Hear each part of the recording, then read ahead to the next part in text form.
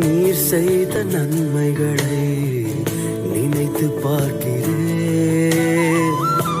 ஒவ்வொன்றும் ஒரு விதம் ருசித்து மகிழ்கிறேன்.